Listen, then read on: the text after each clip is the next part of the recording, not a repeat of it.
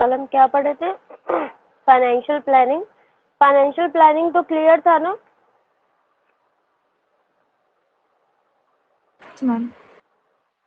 Ma'am एक बार थोड़ा financial सा प्लानिंग ओवरव्यू में, देते चलिएगा, कल नेटवर्क कनेक्शन बहुत वीक था। अच्छा ठीक है। फाइनेंशियल प्लानिंग में हम क्या पढ़े थे? फाइनेंशियल प्लानिंग में हम अपने कंपनी की नीड देखते हैं, रिक्वायरमेंट देखते हैं, हमारे कंपनी में फंड की कितनी रिक्वायरमेंट है, उसके अकॉर्डिंग हम फंड रेज करते हैं और फंड रेज करने के बाद हम ये देखते हैं कि उस फंड का प्रॉपर यूटिलाइजेशन होना चाहिए, यानी investment decision and financing decision हम फाइनेंशियल प्लानिंग में देखते हैं। वेयर एज जो फाइनेंशियल मैनेजमेंट है उसमें हम क्या देखते हैं? Investment decision, financing decision and dividend decision. ये तो हम पढ़े थे फाइनेंशियल प्लानिंग। फिर उसके बाद हम पढ़े थे कैपिटल स्ट्रक्चर। देखिए कैपिटल स्ट्रक्चर कुछ नहीं है, कैपिटल स्ट्रक्चर सिर्फ हमें ये बताता है कि कितना प्रपोर्शन डेट का है और कितना प्रपोर्शन इक्विटी का है हमारे कैपिटल में, बस, और कुछ नहीं है capital structure. Capital structure means the proportion of debt and equity used for financing, बस। कैपिटल स्ट्रक्चर में ध्यान रखिएगा, capital structure is nothing but shows the proportion of debt and equity। खत्म कैपिटल स्ट्रक्चर, कुछ नहीं है। अब हम पढ़ेंगे क्या? Financial leverage. फाइनेंशियल लिवरेज या ट्रेड ऑन इक्विटी हमें क्या बताता है कि कंपनी में जो कैपिटल है उसमें डेट का प्रपोर्शन है। लिवरेज मतलब होता है डेट, ठीक है। किसी कंपनी में अगर डेट है तो उस कंपनी में फाइनेंशियल लिवरेज है, यही है फाइनेंशियल लिवरेज, या जिसे हम बोलते हैं ट्रेड ऑन इक्विटी। जब कंपनी में डेट है, एंटरप्राइज में डेट है, उसके कैपिटल में डेट है, इक्विटी के साथ डेट भी है, तो उसे हम क्या बोलेंगे? फाइनेंशियल लिवरेज है उस कंपनी में, या जिसे हम ट्रेडिंग ऑन इक्विटी भी बोलते हैं।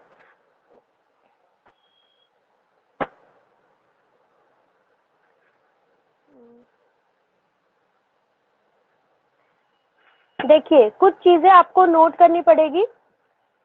ये नोट करिए कि जो डेट है वो चीपर सोर्स ऑफ फाइनेंस है, वेयर एज जो इक्विटी है वो कॉस्टलियर है देन डेट। डेट के केस में there is there is high risk from company prospective. Company के प्रोस्पेक्टिव से देखें तो डेट में रिस्क हाई है, जबकि इक्विटी में रिस्क कम है। जब कंपनी डेट यूज करती है तो कंपनी का ईपीएस इंक्रीज होता है। फिर से बोल रहे हैं, जब कंपनी डेट यूज करती है, when company use debt in the capital, then the EPS will increase, but there should be rate of return more than the interest rate। फिर से सुनिए, ध्यान से सुनिएगा, हम क्या बोले? जब कंपनी डेट यूज करेगी अपने बिजनेस में तो उसका ईपीएस इंक्रीज होगा। ईपीएस मीन्स क्या? अर्निंग पर शेयर, यानी जो शेयर की प्राइस है वो इंक्रीज होगी। शेयर की प्राइस इंक्रीज हो रही है मतलब इसे ही हम बोलते हैं wealth of the company. Company की वेल्थ इंक्रीज हो रही है। कंपनी की वेल्थ इंक्रीज हो रही है मतलब कंपनी की वैल्यू इंक्रीज हो रही है। वर्ड ध्यान से सुनिएगा, यही सब वर्ड आपको एग्जाम में कंफ्यूज करेगा। वेल्थ मैक्सिमाइजेशन हम बोले, कंपनी की वैल्यू मैक्सिमाइजेशन बोले, या ईपीएस मैक्सिमाइजेशन बोले, या हम बोले कि कंपनी के इक्विटी शेयर्स की प्राइस बढ़ रही है, बात एक ही है। जब कंपनी डेट यूज करती है तो कंपनी का ईपीएस इंक्रीज होता है, लेकिन कब ये इंक्रीज होगा? कब ईपीएस इंक्रीज होगा डेट यूज करने की वजह से? कब इंक्रीज होगा? जब कंपनी का जो रेट ऑफ रिटर्न है वो इंटरेस्ट से ज्यादा होगा। मतलब कंपनी अर्न कर रही है 10%, कंपनी अपने टोटल कैपिटल पे जो उसकी अर्निंग है वो 10% है, ठीक, और कंपनी को इंटरेस्ट देना है वो 5% है, ठीक है। तो इस कंडीशन में कंपनी का जो ईपीएस है वो इंक्रीज होगा। अगर आप ही सोचिए, कंपनी को डेट को देना है 10% और कंपनी खुद कमा रही है 5%, सिर्फ 5% कमा रही है कंपनी अपने कैपिटल पे, जितने की कैपिटल लगाए थे उससे 5% ज्यादा कंपनी कमा रही है, और उसको देना कितना है? इंटरेस्ट 10%। तो क्या कंपनी चल पाएगी? कंपनी तो बंद हो जाएगी, कंपनी नहीं चल पाएगी। तो ऐसे सिचुएशन में डेट ज्यादा होने पे कंपनी को क्या होगा, नुकसान होगा, लॉस होगा कंपनी को। जबकि अगर कंपनी का जो रेट ऑफ रिटर्न है, जो कंपनी कमा रही है, वो इंटरेस्ट के रेट से ज्यादा कमा रही है, तो कंपनी क्या होगी, फायदे में होगी। डेट ज्यादा होगा तो कंपनी का ईपीएस इंक्रीज होगा। अब एक बार हम बुक का पढ़ दे रहे हैं तो और क्लियर हो जाएगा। देखिए, with debt fund companies fund and earning increase. Debt fund आने की वजह से कंपनी का फंड और अर्निंग दोनों इंक्रीज होती है। बिकॉज क्योंकि debt is cheaper source of finance. हम डेट को क्यों चीपर सोर्स ऑफ फाइनेंस बोलते हैं, क्योंकि इस पे हमें टैक्स एडवांटेज मिलता है। डेट को क्यों हम चीपर सोर्स ऑफ फाइनेंस बोलते हैं, क्यों हम बोलते हैं कि डेट सस्ता होता है इक्विटी के कंपैरिजन में, इसलिए बोलते हैं क्योंकि डेट हमें टैक्स एडवांटेज दिलाता है। कैसे टैक्स एडवांटेज दिलाता है, अर्निंग में से हम इंटरेस्ट को निकाल देते हैं, उसके बाद हम टैक्स देते हैं। तो जितना इंटरेस्ट हम निकालते हैं अर्निंग में से, उतने से हमारी अर्निंग कम हो जाती है, तो हमारा टैक्स भी कम हो जाता है। इसलिए हम बोलते हैं कि डेट हमें टैक्स एडवांटेज दिलाता है, और इसीलिए हम ये भी बोलते हैं debt is the cheaper source of finance. उसके बाद देखिए, but it is very risky. हाँ, ये तो रिस्की होता ही है, आप सब भी जानते हैं क्यों रिस्की होता है, क्योंकि इंटरेस्ट फिक्स है भाई, हमें देना ही देना है। कंपनी लॉस हो प्रॉफिट हो doesn't matter. To involve more debt in capital structure. अगर कैपिटल स्ट्रक्चर में डेट ज्यादा है तो रिस्क तो होगा ही।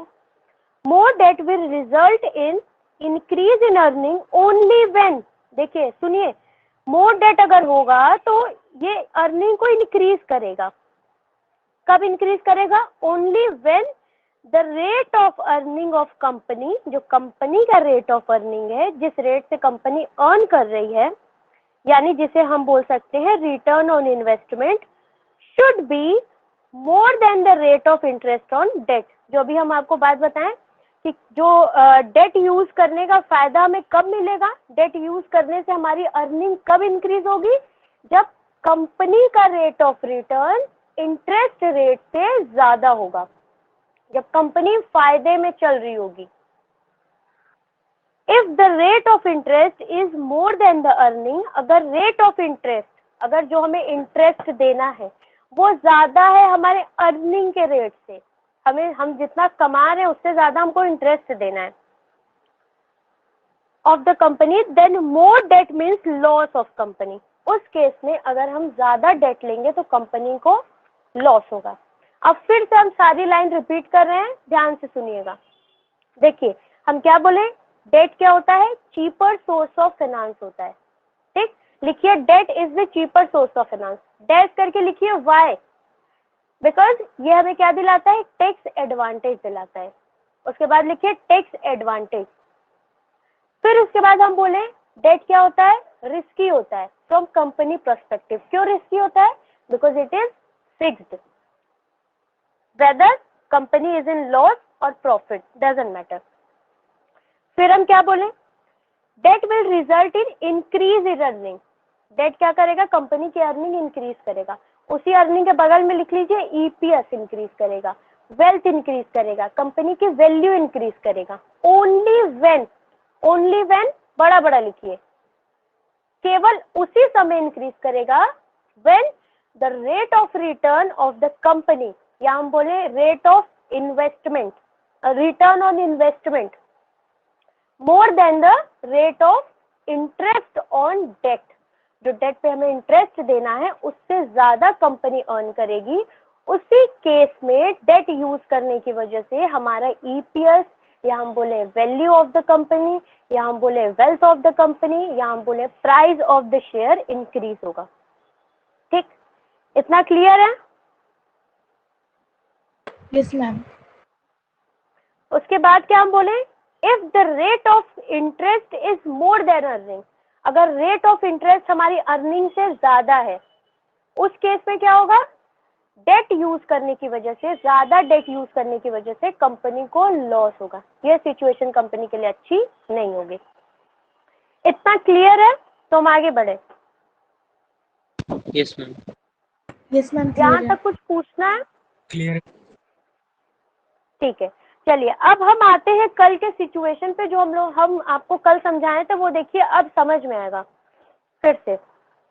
पहले हम आपको सिचुएशन दिखाते हैं। देखिए, first situation, second situation and third situation, 3 situation है आप लोगों के पास। पहले में कोई डेट नहीं मिलेगा आपको, दूसरे में थोड़ा डेट मिलेगा और तीसरे में उससे ज्यादा डेट मिलेगा। कैपिटल, टोटल कैपिटल सब में सेम है, रेट ऑफ इंटरेस्ट सेम है, टैक्स रेट सेम है, अर्निंग भी सेम है। चलिए देखते हैं।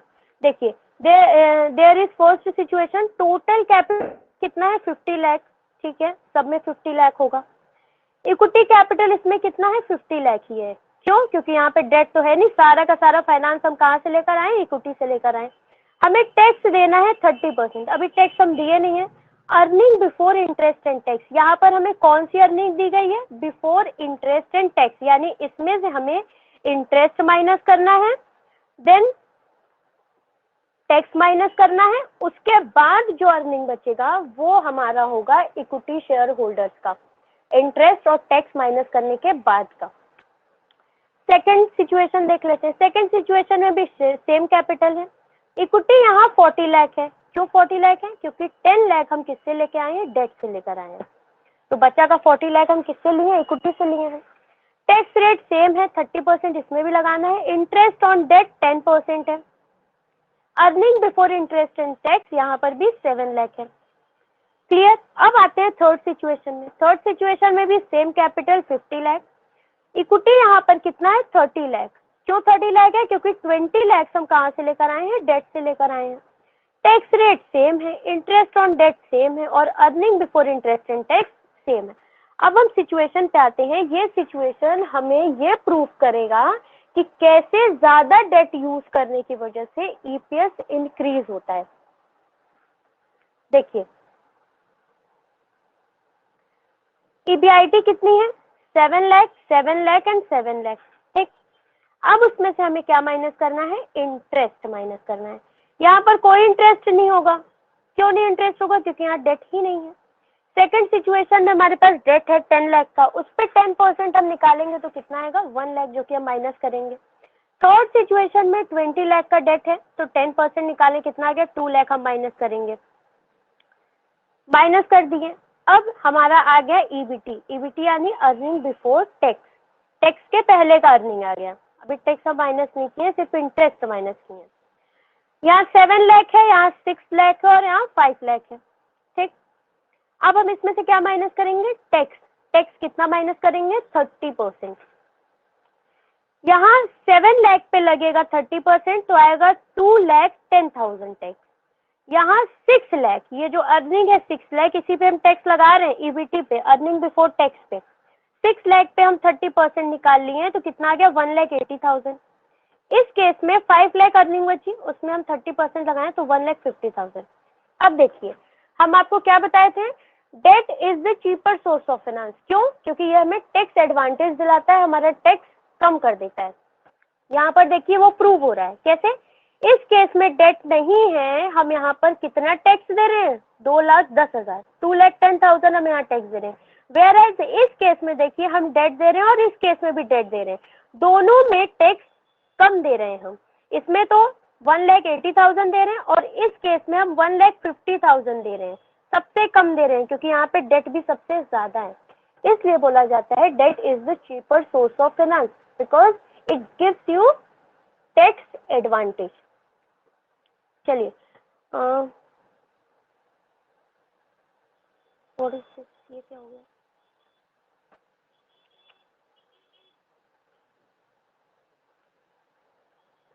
ब्लैक कैसे हो गया?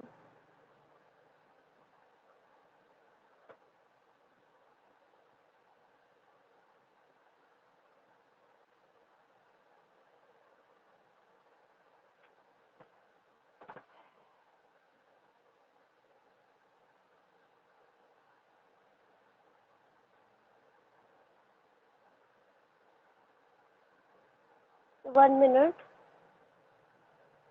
I'm sharing my screen again.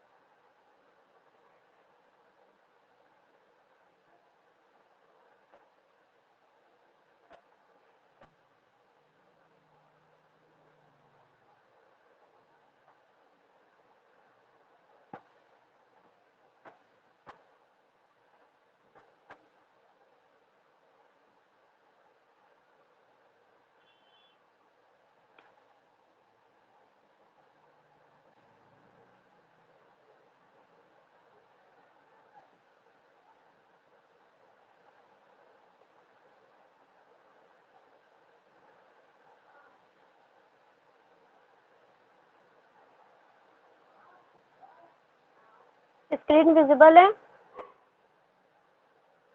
Yes ma'am. चलिए फिर से स्टार्ट करते हैं। देखिए हम कहाँ पर थे, टैक्स पर थे ना। हम क्या बोल रहे थे, debt is the cheaper source of finance. क्यों? क्योंकि ये हमें टैक्स एडवांटेज दिलाता है। इस केस में देखिए 2,10,000 टैक्स दे रहे हैं, यहाँ पर हम थोड़ा कम दे रहे हैं क्योंकि यहाँ पर हम डेट यूज किए हैं। थर्ड केस में हम सबसे ज्यादा डेट यूज किए हैं, इसलिए यहाँ पर टैक्स भी हम सबसे कम दे रहे हैं। ये तो प्रूफ हुआ, ठीक। अब आते हैं हम नीचे। अब टैक्स माइनस करने के बाद हमारे पास क्या आ गया, अर्निंग आफ्टर टैक्स। यहाँ पर आपका 4,90,000, यहाँ 4,20,000 है और यहाँ 3,50,000 है। अब ये जो पैसा आया है, ये पैसा किसका है? ये इक्विटी शेयर होल्डर्स का पैसा है। इंटरेस्ट दे दिए, टैक्स दे दिए, अब ये पैसा मिलेगा इक्विटी शेयर होल्डर्स को। तो अब क्या करना है हमें, इसे इक्विटी शेयर होल्डर्स में डिवाइड करना है।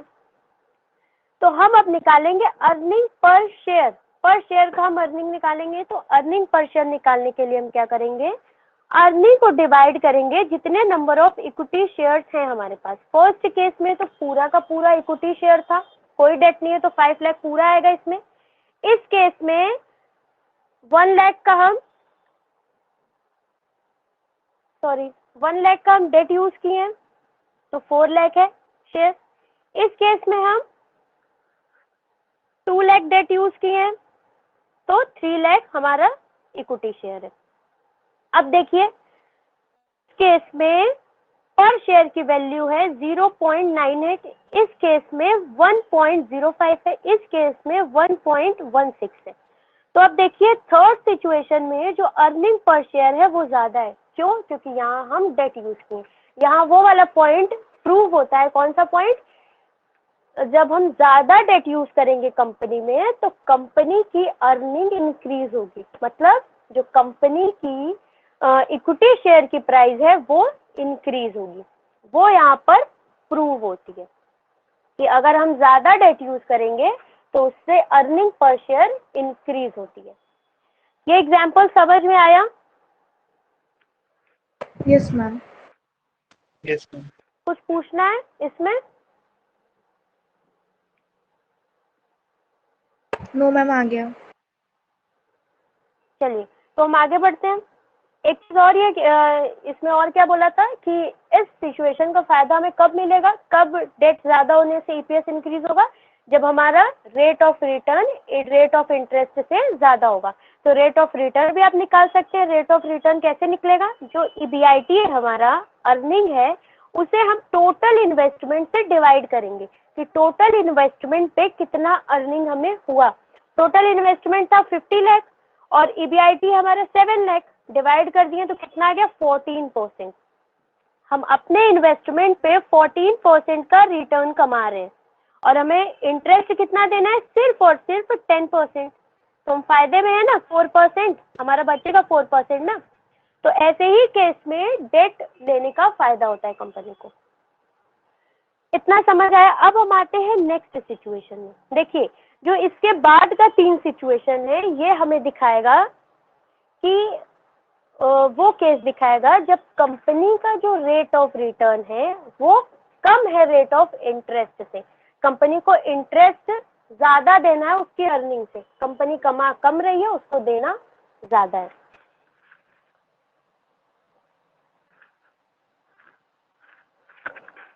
देखिए यहाँ पर आपको दे भी दिया है कि कंपनी 6% कमा रही है और साफ साफ यहाँ पे दिख रहा है कंपनी को इंटरेस्ट रेट जो इंटरेस्ट देना है वो 10% का देना है। साफ एकदम दिख रहा है, कंपनी तो लॉस में जाएगी ही जाएगी। ये सिचुएशन देख के ही आप बता सकते हैं। चलिए हम देखते हैं, बाकी सब तो सेम है। देखिए 50 लाख आपका टोटल कैपिटल है, पूरा का पूरा इक्विटी से लिया है। फर्स्ट केस में कोई डेट नहीं है, 30% टैक्स रेट है और अर्निंग, इसमें जो earning before interest and tax है ये 3 लाख है, यहाँ पर ये चेंज है। उसके बाद देखिए सेकंड सिचुएशन, यहाँ पर टोटल कैपिटल 50 लाख है, टोटल कैपिटल 50 लाख है यहाँ पर, और जो आपका इक्विटी कैपिटल है वो 40 लाख है। क्यों? क्योंकि 10 लाख डेट से लिया हुआ है। टैक्स रेट 30% है, इंटरेस्ट रेट 10% है, earning before interest and tax 3 lakh है और 6% आपका रेट ऑफ इन्वेस्टमेंट है, रिटर्न ऑन इन्वेस्टमेंट है। थर्ड केस में 50 लाख कैपिटल है, 30 लाख इक्विटी से लिया है, 20 लाख डेट से लिया है, tax rate 30%, interest rate 10%, earning before interest and tax 3 lakh और रिटर्न ऑन इन्वेस्टमेंट 6% है। बोर तो नहीं हो रहे? थोड़ा सा बोर भी हो रहे होंगे आप लोग ना। नो मैम सही है। ठीक है ना, चलिए आइए अब देखिए हम आते हैं सॉल्यूशन पे। देखिए यहाँ पर ये बीआईटी फर्स्ट सिचुएशन में कितना है, 3 लाख है, सेकंड सिचुएशन में भी 3 लाख है, थर्ड सिचुएशन में भी 3 लाख है। ठीक, इंटरेस्ट हमें माइनस करना है। इस केस में तो 0 इंटरेस्ट है, क्यों? क्योंकि डेट ही नहीं है। यहाँ पे 10 लाख इंटरेस्ट है जिससे हमें 10% देना है, तो 1 लाख हम इंटरेस्ट चार्ज कर दिए। इस केस में हम 2 लाख इंटरेस्ट चार्ज किए, क्यों? क्योंकि 20 लाख का हमें 10% देना है। ठीक, अब इसमें से तो कुछ माइनस हो नहीं रहा है, तो जो हमारा ईबीटी आएगा अर्निंग बिफोर टैक्स वो 3 लाख ही रह जाएगा। यहाँ पर 3 लाख में से 1 लाख माइनस कर देंगे तो 2 लाख आ जाएगा, और यहाँ पर थर्ड सिचुएशन में आपका 1 लाख आ जाएगा। देखिए ईबीटी अर्निंग बिफोर टैक्स यहाँ 3 lakh, 2 lakh and 1 lakh interest minus करने के बाद। अब हमें क्या लगाना है, इस पे टैक्स लगाना है। टैक्स का रेट कितना है, 30% है। देखिए यहाँ पर हमें 3 लाख पे टैक्स लगाना है 30%, 90,000। यहाँ पर 2 लाख पे 30% लगाना है तो 60,000। यहाँ पे 1 लाख पे 30% लगाना है तो 30,000। यहाँ पे देखिए फिर से हमें टैक्स एडवांटेज मिल रहा है, क्यों? क्योंकि debt is the cheaper source of finance, हम डेट यूज किए, हमें टैक्स एडवांटेज मिल रहा है। इस वजह से यहाँ पर हम सबसे कम टैक्स दे रहे हैं। कितना दे रहे हैं? सिर्फ और सिर्फ 30,000। वेयर एज यहाँ पर हम डेट बिल्कुल नहीं यूज किए, वहाँ पे हम 90,000 का टैक्स दे रहे हैं। चलिए आगे बढ़ते हैं। अब टैक्स माइनस करने के बाद आया earning after tax. Earning after tax कितना है, 2,10,000। यहाँ है 1,40,000 और यहाँ है सिर्फ 70,000। अब हम क्या निकालेंगे, EPS, earning per share. Earning per share कैसे निकलेगा, अर्निंग आफ्टर टैक्स में से हम क्या अर्निंग आफ्टर टैक्स को हम किससे डिवाइड करेंगे, नंबर ऑफ इक्विटी शेयर से। इस केस में 5 लाख था इक्विटी शेयर, इस केस में 4 लाख और इस केस में 3 लाख। अब देखिए यहाँ पर सबसे कम ईपीएस थर्ड सिचुएशन में है। यहाँ पर वो वाली बात प्रूफ होती है, कौन सी, कि जब कंपनी का रेट ऑफ रिटर्न या रिटर्न ऑन इन्वेस्टमेंट कम होगा रेट ऑफ इंटरेस्ट से, तो उस केस में ज्यादा डेट यूज करना कंपनी के लिए लॉस होगा।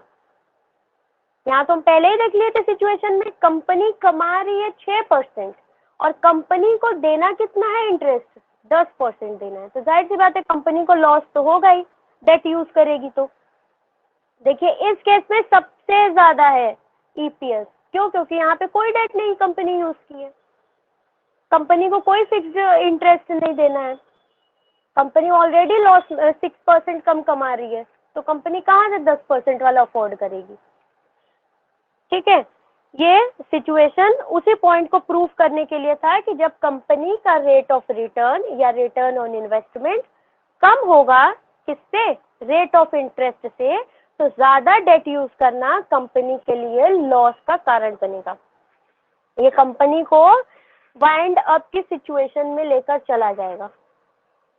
तो डेट ज्यादा यूज करना तभी प्रॉफिटेबल होगा जब कंपनी का रेट ऑफ रिटर्न ज्यादा होगा रेट ऑफ इंटरेस्ट से। तो फाइनेंशियल लेवरेज एंड होता है यहीं पर। कॉन्ग्रेचुलेशन। चलिए पूछिए, कुछ पूछना है, कुछ समझ आया थोड़ा बहुत? यस मैम आज आया। Yes ma'am. चलिए फाइनली कुछ तो समझ आया। यही है फाइनेंशियल लिवरेज। पॉइंट्स दिमाग में रखिएगा, इसी से आपका एमसीक्यू क्वेश्चंस आता है। पूछ देगा आपसे कि चीपर सोर्स ऑफ फाइनेंस कौन होता है, इक्विटी होता है, डेट होता है, debt cheaper source of finance क्यों होता है, फाइनेंशियल लिवरेज हम किसे बोलते हैं। अगर हम डेट यूज करें तब फाइनेंशियल लिवरेज उसे हम बोलेंगे, कि सिर्फ इक्विटी यूज करें तब हम बोलेंगे, कब बोलेंगे। ऐसे ही क्वेश्चन आपको घुमा घुमा के पूछेगा। कॉन्सेप्ट ध्यान में रखेंगे तो सब क्लियर रहेगा, बस आपका बेस स्ट्रॉन्ग होना चाहिए। ये सब तो आप लोग स्टार्टिंग से पढ़े हैं, 11th 12th। चलिए अब हम आते हैं factors determining the capital structure. देखिए ये factor as it is same होने वाले हैं जो हम लोग फाइनेंसिंग डिसीजन में पढ़े थे फैक्टर्स। कि ऐसे कौन कौन से फैक्टर हैं जो फाइनेंसिंग डिसीजन को अफेक्ट करते हैं। क्या किसी को कोई पॉइंट याद है? कैश फ्लो पोजीशन इस पे लिखा हुआ है, हमें दिख रहा है। इसके अलावा कोई पॉइंट कि ऐसे कौन कौन से फैक्टर हैं जो हम अपने दिमाग में रखेंगे जब हम फाइनेंस रेज करने जा रहे हैं, फाइनेंसिंग Tax rate. डिसीजन लेने जा रहे हैं। हाँ, टैक्स रेट ध्यान में रखेंगे और हम मार्केट की सिचुएशन देखेंगे, मार्केट बूम पे चल रहा है कि डिप्रेशन पे चल रहा है। अपनी रेट ऑफ रिटर्न भी देखेंगे कि हमारी सिचुएशन कितनी है, कैसी है, कितने पानी में, हम पानी के अंदर हैं कि पानी के ऊपर हैं। चलिए आइए देखते हैं। देखिए फर्स्ट क्या हम देखते हैं, कैश फ्लो पोजीशन देखते हैं। हमारे कंपनी में कैश फ्लो पोजीशन कैसी है, मतलब जो हमें रिटर्न मिल रहा है क्या वो रेगुलर बेसिस पे मिल रहा है, क्या हमें अनइवन अर्निंग हो रही है, क्या हमें इवन अर्निंग हो रही है, कैसी पोजीशन है। अगर हमारी कैश फ्लो पोजीशन अच्छी है, मतलब हमें अच्छी खासी अर्निंग रेगुलर बेसिस पे हो रही है, तब तो हम डेट यूज कर सकते हैं। लेकिन हमारी पोजीशन अच्छी नहीं है, हमें लग रहा है कि फ्यूचर में हमें लॉस होगा, या हमें आज ही दिख रहा है हमारा अनइवन अर्निंग है, तो डेट लेना अच्छा नहीं होगा। क्या पता आज हम ज़्यादा अर्निंग देखकर डेट ले लें और कल को जाकर हमारा कंपनी को लॉस हो, तो कंपनी नुकसान होगा, कंपनी को रिस्क है क्योंकि डेट में।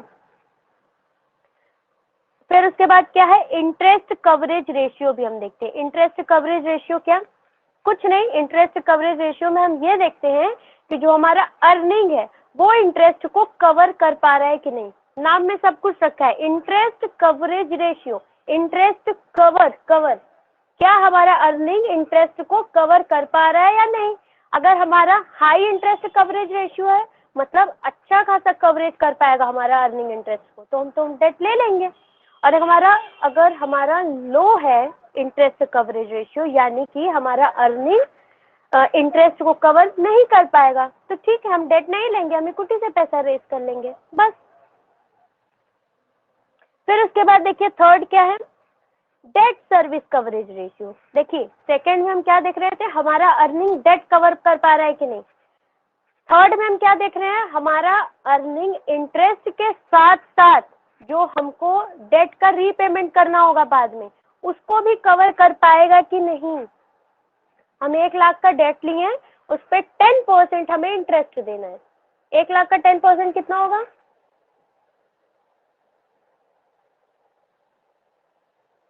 10,000. अरे बताओ। हाँ 10,000, तो हमें ये 10,000 के साथ साथ ये 1 लाख भी देना है। तो डेट सर्विस कवरेज रेशियो में हम क्या देखते हैं, 1 लाख और ये जो 10,000 का इंटरेस्ट है, ये क्या ये दोनों मिला के हमारा अर्निंग दे पाएगा पैसा। अगर दे पाएगा, अगर high debt service coverage ratio आ रहा है तो ठीक है, डेट ले लेगा कंपनी अपने कैपिटल स्ट्रक्चर में डेट को भी डाल देगा। लेकिन अगर हमारा डेट सर्विस कवरेज रेशियो लो है तो हम डेट नहीं लेंगे, ठीक है, हम इक्विटी से पैसा रेज कर लेंगे। फॉर्मूला देख लीजिए, प्रॉफिट आफ्टर टैक्स, जो टैक्स के बाद का प्रॉफिट है वो, प्लस डेप्रिसिएशन हम ऐड करेंगे। क्यों डेप्रिसिएशन ऐड करें, क्योंकि डेप्रिसिएशन एक्चुअल में कोई कैश हमारे कंपनी से नहीं जा रहा है, ये हमारे ही पास रहता है, ये एक तरीका होता है रिजर्व करने का पैसा। फिर उसके बाद इंटरेस्ट भी हम प्लस कर दे रहे हैं, उसके बाद नॉन कैश एक्सपेंस जितने भी हैं वो सब हम प्लस कर दिए। ये हमारे पास एक्चुअल प्रॉफिट आ गया जो हमें इंटरेस्ट और डेट के लिए बचा कर रखना है, जिसमें से हम इंटरेस्ट डेट देंगे। अब इसमें से हम डिवाइड क्या किए हैं, प्रेफरेंस डिविडेंड भी डिवाइड किए हैं। अब आप पूछेंगे मैम प्रेफरेंस डिविडेंड क्यों डिवाइड किए, प्रेफरेंस डिविडेंड भी तो फिक्स है, उसको इसीलिए डिवाइड किया गया है। फिर उसके बाद इंटरेस्ट और प्लस रीपेमेंट ऑब्लिगेशन, ये डेट के लिए बोल रहा है, डेट, ठीक। अगर कंपनी का ये हाई है, देखिए यहाँ लिखा भी होगा, इफ DSCR यानी date service coverage ratio high, then the company can have more debt in capital structure, as high DSCR indicates better ability of company to repay its debt। ये कंपनी की better condition बताएगी कि company date पे करने के लायक है, company की ability है इतनी। कि वो डेट भी दे देगा, इंटरेस्ट भी दे देगा और उसके बाद प्रेफरेंस डिविडेंड का भी पैसा उसके पास रहेगा। अगर आप ही सोचिए, इंटरेस्ट देने के बाद वो प्रेफरेंस डिविडेंड दे दिया, उसके बाद उसके पास पैसा ही नहीं बचा, तो वो डेट का पैसा कहाँ से देगा? जो उसको डेट को रीपेमेंट करना होगा वो पैसा कहाँ से देगा? इसलिए यहाँ पे प्रेफरेंस डिविडेंड को भी लिया है, इंटरेस्ट को भी दिया है, देन उसके बाद डेट ऑब्लिगेशन को भी लिया है, repayment. But if debt service coverage ratio is less, then the company must avoid debt and depend upon the equity capital only. ठीक है, इतना समझ आया? Yes, ma'am. रिपीट कर दीजिए। अच्छा, रिपीट कर दे। देखिए, डेट सर्विस कवरेज रेशियो में क्या बताता है? ये हमें ये बताता है कि कंपनी डेट का इंटरेस्ट देने के साथ साथ जो डेट का रीपेमेंट अमाउंट होगा, जो उसका मेन अमाउंट है, प्रिंसिपल अमाउंट, वो दे पाएगी कि नहीं। अगर डेट सर्विस कवरेज रेशियो ज्यादा है, इसका मतलब कंपनी की एबिलिटी है डेट लेने की, डेट को अफोर्ड करने की कंपनी की एबिलिटी है, तो कंपनी डेट ले लेगी। और अगर लो डेट सर्विस कवरेज रेशियो है, इसका मतलब कंपनी डेट लेने की एबिलिटी नहीं है कंपनी के पास, कंपनी इक्विटी से ही काम चलाएगी। नाम दिमाग में रखेंगे, सब दिमाग में रहेगा। इंटरेस्ट कवरेज रेशियो हम ये देखेंगे इंटरेस्ट कवर हो रहा है कि नहीं। डेट सर्विस कवरेज रेशियो हम ये देखेंगे डेट कवर हो रहा है कि नहीं, प्रिंसिपल अमाउंट प्लस इंटरेस्ट दोनों कवर होना चाहिए। चलिए 4 आते हैं। 4 क्या है? Return on investment. वही वाला पॉइंट कि हमारा जो रिटर्न ऑन इन्वेस्टमेंट है, जो रेट ऑफ रिटर्न है कंपनी का, वो इंटरेस्ट से ज्यादा होना चाहिए, जो हमें इंटरेस्ट देना है। अगर इंटरेस्ट से ज्यादा है तो कंपनी डेट ले लेगी, अगर इंटरेस्ट से कम है तो कंपनी कहेगी नहीं भाई, हम इक्विटी से ही काम चलाएंगे, हमें रिस्क नहीं लेना है डेट का। उसके बाद cost of debt. Cost of debt भी हम देखते हैं। If firm can arrange borrowed fund at low rate of interest, then it will prefer more debt. अगर कंपनी को लो रेट ऑफ इंटरेस्ट पे डेट मिलेगा तो कंपनी क्यों पीछे हटेगी? कंपनी कहेगी ठीक है, अच्छी अपॉर्चुनिटी है, ले लो डेट, कम रेट ऑफ इंटरेस्ट पे मिल रहा है, कल को हमारी अर्निंग इंक्रीज होगी, फिर भी तो हमें डेट का इंटरेस्ट इंक्रीज नहीं ना करना है। डेट रिस्की तो होती है लेकिन फायदा भी देती है। बोलते हैं ना, मोर रिस्क मोर रिटर्न। कैसे एडवांटेज देती है? हमें 10% का ही इंटरेस्ट देना है, चाहे हमें कितना भी प्रॉफिट हो। जबकि जो शेयर होल्डर होते हैं वो चिल्लाने लगते हैं, नहीं कंपनी को ज्यादा प्रॉफिट हो रहा है तो हमें भी ज्यादा डिविडेंड चाहिए, ऐसे कैसे कंपनी नहीं देगी? कंपनी को देना पड़ेगा भाई, वो ओनर है कंपनी के। उसके बाद देखिए टैक्स रेट। अगर कंपनी को हाई टैक्स रेट है, high tax rate makes debt cheaper as interest paid to debt security holders. जब कंपनी के जो टैक्स रेट है वो ज्यादा होगा तो कंपनी डेट को ज्यादा प्रेफर करती है। क्यों? क्योंकि डेट चीपर होगा, डेट हमें टैक्स एडवांटेज दिला देगा। वेयर एज अगर हम हाई रेट पे हाई टैक्स का रेट है और हम इक्विटी ज्यादा रेस कर ले रहे हैं, तो इक्विटी को जितना हम डिविडेंड देंगे उस पे हमें ही टैक्स देना होगा, यानी कंपनी को ही टैक्स देना होगा। कंपनी के लिए अच्छी डील नहीं है। जब हाई टैक्स रेट होगा तो कंपनी डेट को प्रेफर करेगी। क्यों? क्योंकि डेट उसे टैक्स एडवांटेज दिलाएगा, जबकि इक्विटी उसको और टैक्स देने पे मजबूर करेगा। और जब लो टैक्स रेट होगा तो कंपनी क्या करेगी? डेट को कम यूज करेगी, इक्विटी को ज्यादा यूज कर लेगी, क्योंकि उसे टैक्स कम देना पड़ेगा डिविडेंड पर। टैक्स रेट भी कंपनी देखती है। Cost of equity. Another factor which help in deciding capital structure is cost of equity. Owners और equity share holders expect a return on their investment. As far as debt is increasing EPS, then we can include it in capital structure. But when EPS starts decreasing with inclusion of debt, then we must depend upon the equity share only. क्या बोल रहा है? जब हम debt use कर रहे हैं, ठीक है, डेट हम यूज कर रहे हैं अपने कंपनी में, वो हमारे EPS को इंक्रीज कर रहा है, ठीक है, अच्छी चल रही है कंपनी। लेकिन अगर डेट यूज करने की वजह से हमारा ईपीएस डिक्रीज हो रहा है, तो कंपनी को डेट यूज नहीं करना चाहिए। वही वाली सिचुएशन सेकेंड वाली जो हम लोग पढ़े हैं, क्या कंपनी का जब रेट ऑफ रिटर्न या return on investment interest rate से कम होगा तो कंपनी को डेट कम यूज करना चाहिए। अगर कंपनी ज्यादा डेट यूज करेगी तो वो ईपीएस को इंक्रीज करने के बजाय डिक्रीज कर देगा। सॉरी। फिर उसके बाद है फ्लोटेशन कॉस्ट। फ्लोटेशन कॉस्ट हम क्या बताए थे, वही चाय पानी नाश्ता, जिससे हमको पैसा लेना है इन्वेस्टर से, उसको तो चाय पानी पूछना पड़ेगा ना, थोड़ा सा उसको मोल्ड करना पड़ेगा ना अपना पैसा हमारे कंपनी में डालने के लिए। वही है फ्लोटेशन कॉस्ट, यानी जो हम एडवर्टीजमेंट में पैसा खर्च करते हैं, जो हम पेपर वगैरह में निकालेंगे कि हमारे कंपनी का शेयर इस दिन इशू होगा, अंडर राइटर को देंगे, जो हमारा बिकवा रहा है शेयर, तो ये सब भी तो छोटे मोटे खर्चे हैं। तो ये क्या होते हैं, फ्लोटेशन कॉस्ट।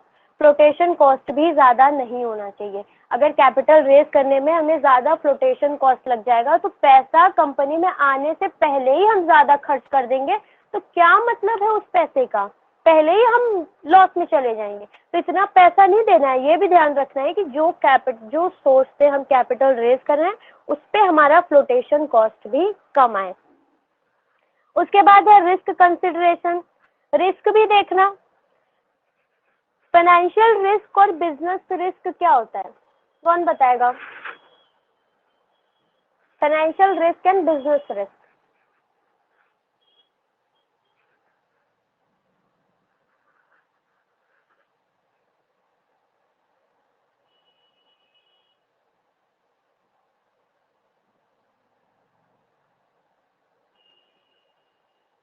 किसी को नहीं पता है तो पढ़ के आइएगा, क्या होती है फाइनेंशियल रिस्क और क्या होती है बिजनेस रिस्क। रिस्क कंसिडरेशन में हम क्या देखते हैं कि कंपनी को रिस्क नहीं होना चाहिए, न तो फाइनेंशियल रिस्क होना चाहिए न तो बिजनेस रिस्क। अब ये पॉइंट आपको तब समझ में आएगा जब आपको डिफरेंस पता होगा what is financial risk and what is business risk. ये आप लोग थोड़ा सा पढ़ के आइएगा, हम कल सबसे पूछेंगे। और जो माइक ओपन नहीं कर पाता है वो कमेंट बॉक्स में कमेंट कर सकता है। तो कल हम पूछेंगे, पढ़ कर आइएगा, business risk and financial risk. Then 10th है flexibility. Excess of debt may restrict the firm's capacity to borrow further. जब हम बहुत ज्यादा डेट ले लेते हैं तो वो कंपनी को रिस्ट्रिक्ट कर देता है और फंड लेने पे और बोरो करने पे। To maintain the to maintain the flexibility, it must maintain some borrowing power to take care of unforeseen circumstances। तो कंपनी को अपने बिजनेस में फ्लेक्सिबिलिटी बनाकर रखनी होती है, बहुत ज़्यादा डेट लेने की ज़रूरत नहीं है। इतना ज़्यादा हम डेट लेके, या हम बोले कि कोई छोटा सा दुकान है वो इतना ज़्यादा उधार माल ले लिया है कि उसके पास कैपेसिटी नहीं है और उधार लेने की, कोई देगा ही नहीं उसको उधार, कहेगा यार तुम जो पहले का लियो पहले वो तो चुका दो उधार, फिर और उधार लेना। तो ऐसी वाली सिचुएशन नहीं लाने देनी है।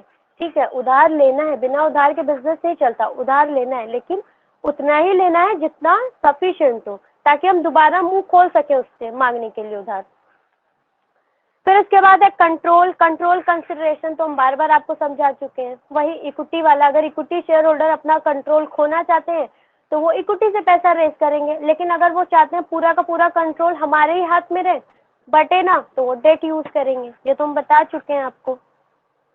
रेगुलेटरी फ्रेमवर्क, कंपनी जब पैसा रेज करेगी, फंड रेज करेगी, तो कंपनी को ये भी देखना है कि कंपनी का जो कंपनी है उसका लॉ क्या कह रहा है, कंपनी एक्ट क्या कह रहा है, सेबी का क्या गाइडलाइन है, सब गाइडलाइंस को देखकर कंपनी को फंड रेज करना पड़ता है। फिर उसके बाद है स्टॉक मार्केट कंसिडरेशन। वही बूम है सिचुएशन की, डिप्रेशन की सिचुएशन है, अगर कंपनी बूम पर है तो भाई इन्वेस्टर्स तो बहुत पैसा कमा रहे हैं, प्रॉफिट तो बहुत ले रहे हैं, वो कहेंगे चलो थोड़ा सा रिस्क ले ही लेते हैं, इक्विटी में पैसा लगा देते हैं। लेकिन अगर डिप्रेशन की सिचुएशन है तो नहीं, वो तो ऑलरेडी लॉस में है, कहेंगे वैसे ही हम लॉस में मरे जा रहे हैं, हम और रिस्क क्यों लें, हम फिक्स चाहिए हमें, हम डेट में पैसा लगाएंगे। तो जब कंपनी बूम पे होती है, जब capital market, stock market boom पे चल रही होती है तो कंपनी क्या प्रेफर करती है, इक्विटी से पैसा रेज करने की, इन्वेस्टर इक्विटी में पैसा लगाना चाहते हैं। और जब स्टॉक मार्केट डिप्रेशन की सिचुएशन में होती है तो कंपनी क्या करते हैं, डेट से पैसा रेज करते हैं, क्योंकि तब इन्वेस्टर डेट में पैसा लगाते हैं। ये भी ध्यान देने की जरूरत है ना, क्योंकि ऐसे सिचुएशन में हम फंड रेज करना चाहें डेट या इक्विटी से, जिस सिचुएशन में इन्वेस्टर्स इंटरेस्टेड ही ना हो, तो क्या मतलब है, हमें पैसा ही नहीं मिलेगा। फिर last but not least, capital structure of other company, हमें और भी कंपनीज का कैपिटल स्ट्रक्चर देखना है। Some companies frame their capital structure according to industrial norms, but proper care must be taken as क्या लिखा था, as blindly following industrial norms may lead to financial risk. If firm cannot afford high risk, it should not raise more debt only because other firms are raising. हमें क्या करना है, other company को भी देखना है, अदर कंपनी जो industrial norms follow कर रही है वो हमें भी फॉलो करना है, और साथ में हमें ये भी देखना है कि हमारी कंपनी की कितनी एबिलिटी है। ऐसा न हो कि हम ये देख लें कि हमारा जो फ्रेंड है वो रात दिन पढ़ रहा है, पूरे रात भर जाग जाग के पढ़ रहा है, तो हम भी ऐसे ही पढ़ना शुरू कर दें और दूसरे दिन बीमार हो जाएं। तो ऐसा नहीं होना चाहिए ना। उसकी सिचुएशन अलग है, उसकी एबिलिटी, उसकी कैपेसिटी अलग है, मेरी अलग है, उसकी स्ट्रैटेजी अलग है, मेरी स्ट्रैटेजी अलग है। ठीक है, हम उसको थोड़ा सा देख रहे हैं, वो पढ़ रहा है तो हमें भी पढ़ना चाहिए, लेकिन अपने सिचुएशन के अकॉर्डिंग हमें स्ट्रैटेजी बनानी है। हम टॉपर्स को सुनते हैं, सुन सकते हैं हम टॉपर्स को, ठीक है, अच्छी बात है। जो हमारे पहले एग्जाम दिए हम उनको सुन सकते हैं, अच्छी बात है, उनकी स्ट्रैटेजी सुन सकते हैं, लेकिन जो हमारी स्ट्रैटेजी होगी वो हम खुद बनाएंगे अपने कैपेसिटी के अकॉर्डिंग, अपने सिचुएशन के अकॉर्डिंग। सबकी सिचुएशन अलग है, सबकी लाइफ अलग है, सबका बिजनेस अलग है, सब अपनी बिजनेस अपने तरीके से कर रहे हैं, तो हमें भी अपना बिजनेस अपने तरीके से करना है, किसी को कॉपी नहीं करना है। कॉपी करने के चक्कर में अपना नुकसान हो जाएगा, जो हमारी अपनी आइडेंटिटी है वो हम खो देंगे। इसमें ज्ञान भी हो गया बीच में पढ़ाई के थोड़ा सा ले लीजिएगा, फ्री में दे रहे हैं। चलिए, यहाँ पे हमारा खत्म होता है कैपिटल स्ट्रक्चर। वाओ, अब हम नेक्स्ट पढ़ेंगे फिक्स्ड एंड वर्किंग कैपिटल, जो हम कल पढ़ेंगे। चलिए बताइए, यहाँ तक कोई डाउट है किसी को? कोई डाउट, कुछ पूछना है, कुछ सजेशन देना है तो बताइए। पढ़ने में मजा आ रहा है कि नहीं? थोड़ा बोरिंग भी लग रहा होगा ना? नो मैम, मजा आ रहा है।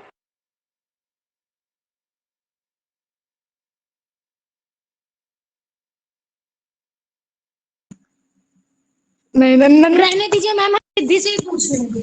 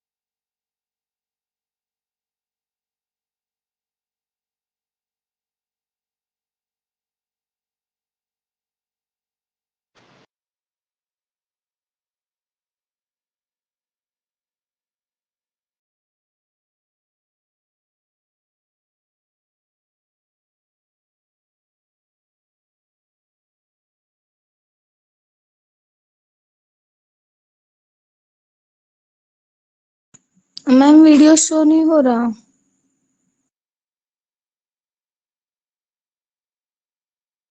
मैम आपकी ऑडियो भी नहीं आ रही।